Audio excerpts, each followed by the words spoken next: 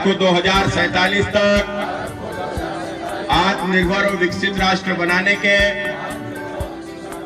सपने को साकार करेंगे। विकसित भारत संकल्प यात्रा में भाजपा सांसद सुब्रत पाठक ने बड़ा संबोधन किया है। बोले, मोदी की गारंटी है। औरैया जिले की बिधुना विधानसभा क्षेत्र के अरबा कटरा मंडल के रघुनाथपुर, फैजुल्लापुर आदि विभिन्न ग्राम पंचायतों में विकसित भारत संकल्प यात्रा में भाजपा कन्नौज सांसद सुब्रत पाठक, भाजपा जिला अध्यक्ष औरैया भुवन प्रकाश गुप्ता, बिधुना विधानसभा की प्रत्याशी रहीं एवं कन्नौज सांसद सुब्रत पाठक की प्रतिनिधि रिया साक, भाजपा जिला महामंत्री कौशल राजपूत, पंचायत प्रकोष्ठ के जिला संयोजक कमलेश अवस्थी, अनिल शुक्ला, अभय सेंगर, मंडल अध्यक्ष हरिनारायण तिवारी आदि लोग सम्मिलित हुए। कार्यक्रम में कन्नौज भाजपा सांसद सुब्रत पाठक ने कहा कि नरेंद्र मोदी ने कभी किसी की जाति नहीं पूछी। नरेंद्र मोदी ने आम आदमी की समस्याओं और उनकी समस्याओं का निराकरण बगैर किसी भेदभाव के पूर्ण करने का काम किया है। मोदी और योगी की सरकार ने विकास के नए आयाम को प्राप्त किया है। देश भर में लाखों की संख्या में स्वयं सहायता समूह से करोड़ों बहनें जुड़ी हुई हैं। भाजपा सांसद ने जहां केंद्र और यूपी सरकार की जनता की लाभप्रद योजनाओं की जानकारी लोगों को दी, वहीं उन्होंने कहा कि समस्याओं का निदान करना ही मोदी की गारंटी है। साथ ही साथ सभी लोगों को फिर से केंद्र में मोदी जी की सरकार बनाने का संकल्प दिया एवं भारत को विकसित राष्ट्र बनाने की शपथ दिलाई।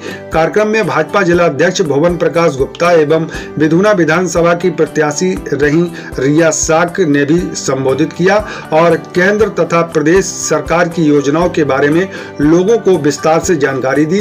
वहीं सभी लोगों को फिर से केंद्र में मोदी जी की सरकार बनाने का संकल्प दिया एवं भारत को विकसित राष्ट्र बनाने की शपथ दिलाई है।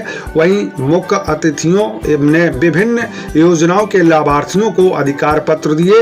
इस अवसर पर विधानसभा क्षेत्र के बड़ी संख्या में भाजपाई तथा क्षेत्रीय ग्रामीण मौजूद रहे।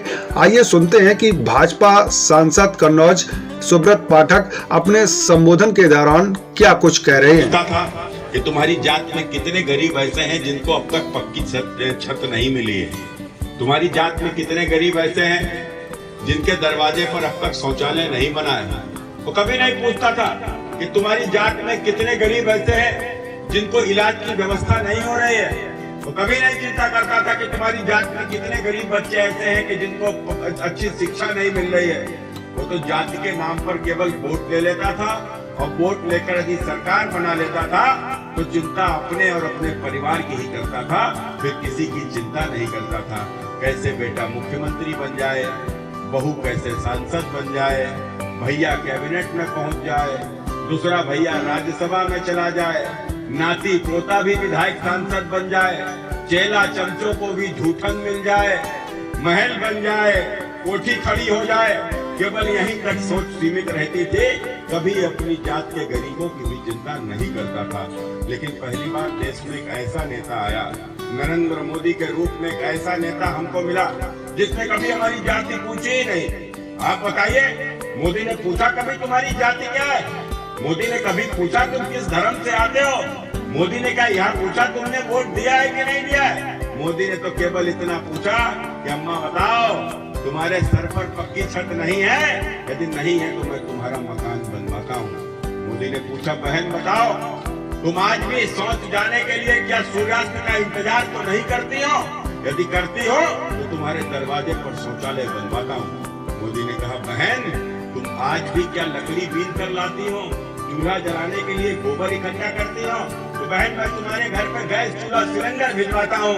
मोदी ने पूछा चाचा बताओ तुम्हारे इलाज में कोई पैसों का संकट तो नहीं आ रहा है?